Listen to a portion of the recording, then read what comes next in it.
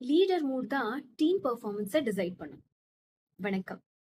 ஆஃபீஸ்ல ஒரு leader gamma இருந்தா டீம் ரிலாக்ஸ்டா இருக்கும். அவங்க பேசுவாங்க, ஐடியா ஷேர் பண்ணுவாங்க, மிஸ்டேக்ஸ் பண்ணியும் பயமே இல்லாம இருப்பாங்க.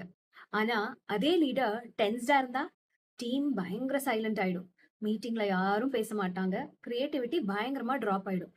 எல்லாருமே சேஃபா இருக்கணும்னு மட்டும் தான் திங்க் பண்ணுவாங்க. இது கோயின்சிடன்ஸ் இல்ல. பிஹேவியர் சைக்காலஜில இது பேரு இமோஷனல் கண்டேஜியன்னு சொல்லுவாங்க. ஒரு லீடர் எப்படி ஃபீல் பண்றாரோ அது கான்ஷியஸ் இல்லாமலேயே டீம்ல ஸ்ப்ரெட் ஆயிட்டே இருக்கும். பிரெயின்ல மிரர் நியூரான்ஸ் ஆட்டோமேட்டிக்கா அந்த இமோஷன்ஸை மட்டும் தான் காப்பி பண்ணிக்கிட்டே இருக்கும்.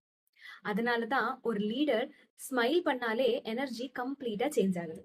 ஒரு லீடர் ஃப்ரஸ்ட்ரேஷன் காட்டினா டென்ஷன் பில்ட் ஆகிக்கிட்டே தான் இருக்கும். இங்க ப்ராப்ளம் என்னன்னா, பல லீடர்ஸ் என்ன தெரியுமா திங்க் பண்றாங்க, நான் ஒர்க் ப்ரெஷர்ல இருக்கேன், அது நார்மல் தான் அப்படின்னு நினைப்பாங்க. ஆனா ரியாலிட்டி என்னன்னா, உங்களோட இமோஷன்ஸ் ஒரு பர்சனல் மேட்டர் கிடையாது, அது டீமோட பெர்ஃபார்மன்ஸ் டூல். ஒரு ஸ்ட்ரெஸ்ட் லீடர் ஃபியர்ஃபுல் டீமை தான் உருவாக்குவாரு. அதே ஒரு காம் லீடர் கிரியேட்டிவ் டீமை உருவாக்குவாரு. லீடர்ஷிப்னா ஸ்ட்ராட்டஜி மட்டும் இல்ல, நர்வஸ் சிஸ்டம் ரெகுலேஷனும் கூட தான்.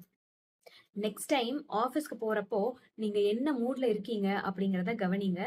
ஏன்னா டீம் உங்க வேர்ட்ஸை கேட்கறதுக்கு முன்னாடியே உங்களோட இமோஷன்ஸை ஃபீல் பண்ண ஆரம்பிச்சிடும். அன்புடன் பவித்ரா.